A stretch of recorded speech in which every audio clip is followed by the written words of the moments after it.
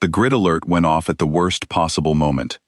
I had my tablet in one hand and a thermos of cold coffee in the other, standing in the grand atrium of the Velkari Imperial Palace, while 400 insectoid dignitaries performed the most sacred ceremony their civilization had conducted in 3 centuries. The ceiling above me was carved from living crystal that vibrated at a frequency I could feel in my back teeth. Every surface glowed. Every noble in the hall was draped in silk that pulsed with its own soft light. The emperor himself sat on a throne that I am fairly certain was made from compressed starlight, which is something I never thought I would say, and still am not sure how to explain to people back home. My name is Owen Calloway. I am a Level 4 systems engineer with the Terran Diplomatic Auxiliary Corps. I am not a diplomat. I am not a soldier. I am the person they call when the machines are dying and no one can figure out why.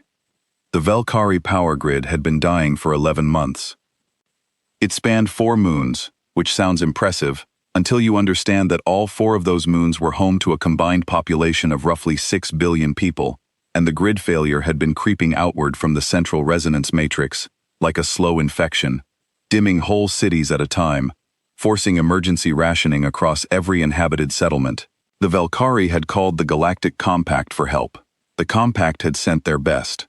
A Drell quantum architect with 2 centuries of experience, a Serenthi harmonics team, and an ancient Vorkai engineer who had allegedly helped build the first interstellar relay network. They all looked at the grid for months. They all reached the same conclusion. The resonance matrix had developed a fault at the subquantum level. The grid was irreparable without a complete rebuild. Decades of work. 6 billion people sitting in the dark in the meantime.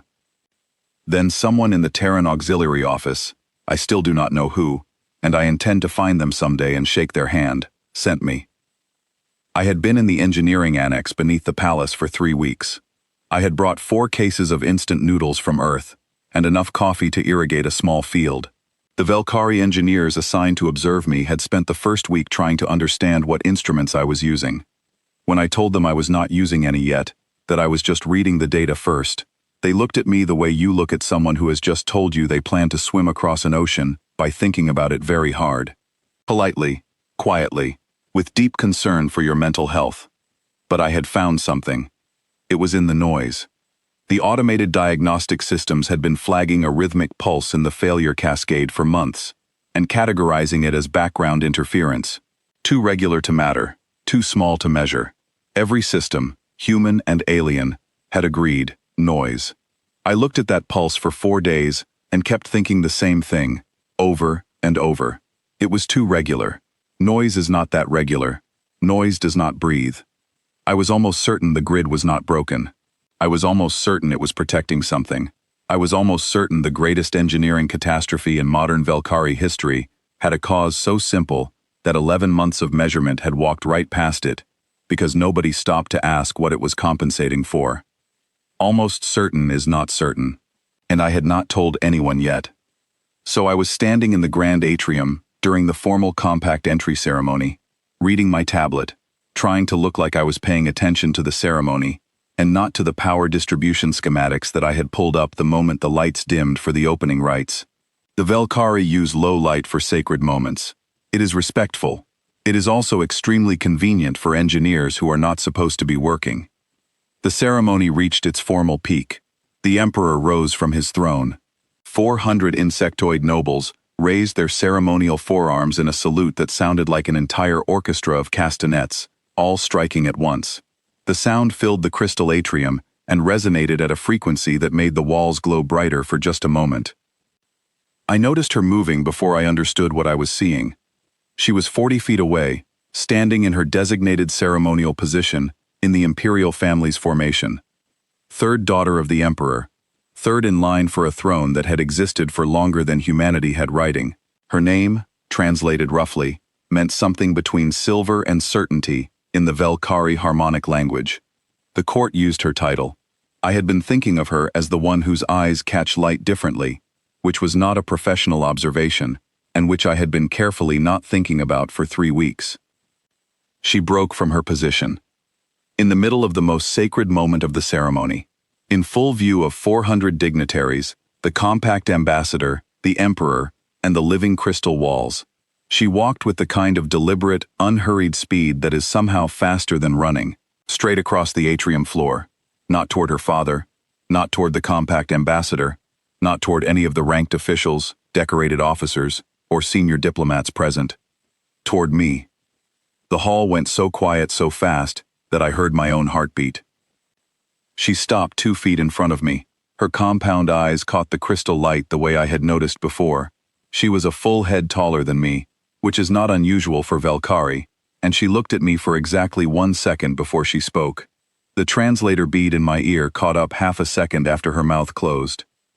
"You found it," she said. Not a question. A statement of fact. Delivered in a room where 400 people were staring at us, and the Emperor of the Valkyrie Imperium had not sat back down. I looked at her. I looked at the Emperor. I looked at the 400 dignitaries who were looking at me, with expressions ranging from shock to outrage to something I could not read because I had not studied Valkyrie facial expressions long enough. I looked back at her. "I think so," I said. "I am not certain. I need about 6 more hours." She tilted her head. I had learned that meant something, between curiosity and relief. "No one else looked for a cause," she said. "They only measured the effect. You are the first." I asked her how she knew what I had been doing. She told me she had been watching me work, every night, from the observation gantry above the annex, which was a walkway I had noticed and assumed was used for equipment inspection. She had watched me sitting with data and no instruments, and thought I was doing something wrong. Then she thought I was doing something strange. Then, slowly, over many nights, she realized I was doing something that none of the previous engineers had done. I was treating the grid as though it had a reason for failing, not just a mechanism. She had not told her father. She had not told the court engineers. She had watched and waited, because she was not sure, and she needed to be sure. I understood that feeling exactly. The silence in the atrium had gone from shocked to something heavier and more formal. I became very aware that I was holding a thermos of cold coffee in my left hand, and that my uniform had a small stain on the collar from this morning's breakfast, and that my name badge was slightly crooked. "Your Highness," I said quietly, "I think you should return to your position before we cause an interstellar incident." "The incident is already caused, Engineer Calloway," she said. She did not say it unkindly. "My father wishes to speak with you." I put the thermos in my bag. Standing before the Emperor of the Valkyrie Imperium is not something they prepare you for in the Terran Auxiliary Training Program. There is a section on cultural sensitivity. There is a section on harmonic language basics. There is a section on what to do if you accidentally insult a senior noble, which is mostly just a list of sincere apologies in several dialects.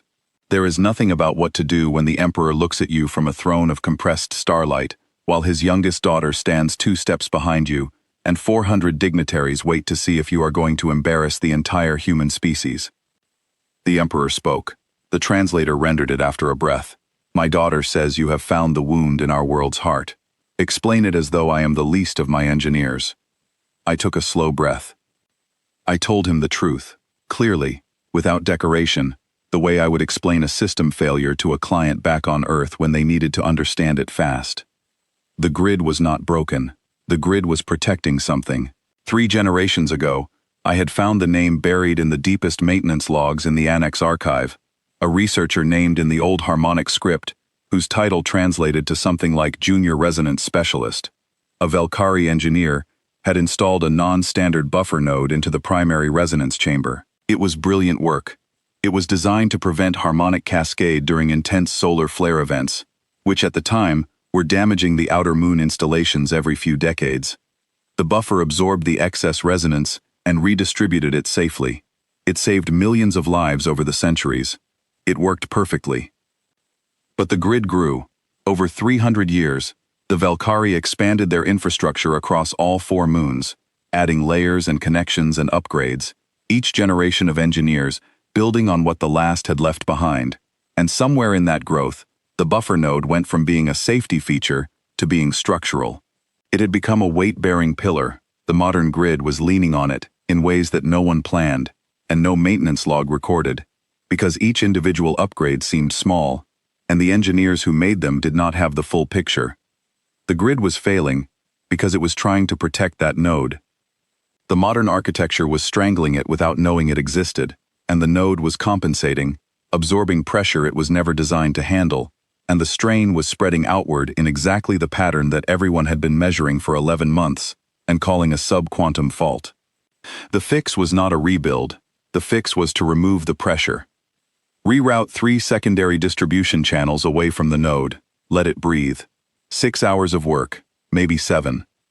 The atrium was so silent I could hear the crystal walls humming. The Emperor looked at me for a long time. Then he said, "Our finest minds spent 11 months on this problem." I said, "They were measuring the right things. I just asked a different question first." He was quiet for another moment. Then he looked at his daughter, and something passed between them that I did not have the cultural vocabulary to read. She said something in Valkyrie that the translator did not catch, too quiet and too fast. Several of the court nobles made a sound I would later learn was the Valkyrie equivalent of suppressed laughter. The Emperor looked back at me. "Then go ask your question of the grid, Engineer Calloway," he said, "and fix what is broken." It took 6 hours and 40 minutes. It was not dramatic. It was a rerouting sequence on channels 7, 14, and 22, each one requiring a manual confirmation at the distribution node, because the automated system kept flagging the changes as irregular. The third reroute required me to climb inside the buffer housing in a thermal suit, because the temperature differential near the node had been building for months, and the housing ran hot enough to be uncomfortable without protection. I lay in that housing for about 30 minutes, with my tablet, and a calibration tool that the Valkyrie Annex did not have, and that I had brought from Earth on a hunch, making adjustments by hand, and watching the pressure readings fall on my screen, 1 decimal point at a time. The Valkyrie engineers in the room with me were very still the whole time. They did not interfere. They did not offer suggestions. They watched me work with an intensity I could feel even when my back was to them. When the resonance matrix stabilized, it did not make a sound. There was no alarm, no announcement. The numbers on my screen simply stopped fluctuating and held steady. For the first time in 11 months, the central grid of the Valkyrie 4-moon system was drawing even power from all distribution channels. The dying pulse I had read in the noise was gone. The grid was breathing normally.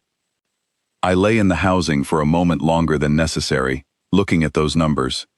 Then I climbed out and pulled off the thermal suit and sat down on the floor of the annex, because my legs had decided 11 months of someone else's problem was enough, and they needed a break.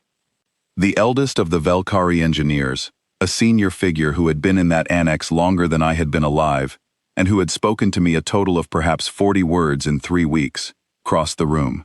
He stopped in front of me. He was quiet for a moment, looking at the stable readings on the main display. Then he extended one of his middle arms toward me, in a gesture I had not seen directed at a non-Valkyrie before. I had read about it. It was reserved for engineers who had done work worthy of acknowledgement between peers. I reached up and shook his hand, because humans shake hands. He went very still for a moment, then made a small sound I took for surprise, then held the grip for exactly as long as I did. When we let go, he looked at his own hand with an expression I chose to interpret as charmed. I was on the transport back to the human diplomatic quarter 4 hours later, sitting alone with a nutrient bar and the post-fix diagnostics running on my tablet. The grid was stable across all 4 moons. The rescheduled ceremony had gone smoothly. Humanity's formal place in the Galactic Compact had been recognized without further incident, which is all anyone had asked of this mission to begin with. My comm unit chimed. I opened the message expecting something formal. A diplomatic thank you, a commendation for my file, maybe a trade notation that would mean something to the people at the auxiliary office. The kind of thing that gets filed and forgotten. There was one line. The princess requests that Engineer Calloway explain what asking a different question means.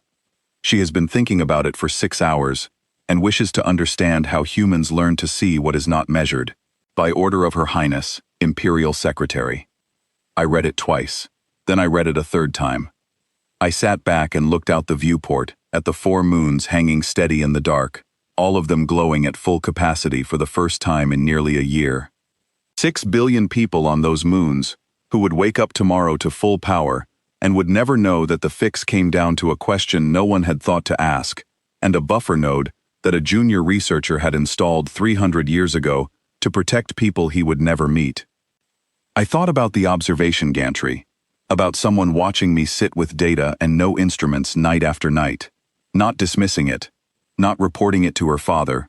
Just watching and waiting, and deciding to be sure before she said anything.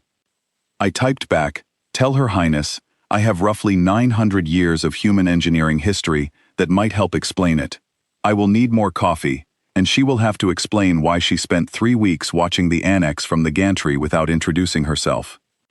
I sent it before I could decide it was a bad idea. The reply came back in under a minute. Her Highness says, "Agreed on both counts." I put the comm unit in my pocket and finished the nutrient bar. It tasted terrible. Same as always. Outside the viewport, the 4 moons turned slowly in their orbits, steady and full and bright, held together by a question nobody thought to ask, and a hunch that turned out to be right. I did not feel like a hero. I felt like an engineer who had done his job and found something worth finding. The job had just happened to matter more than usual this time. That felt like enough. I poured the last of my cold coffee and looked at those moons until the transport curved away and the stars took their place. And I thought about all the questions that were still out there, waiting for someone to stop measuring long enough to ask them.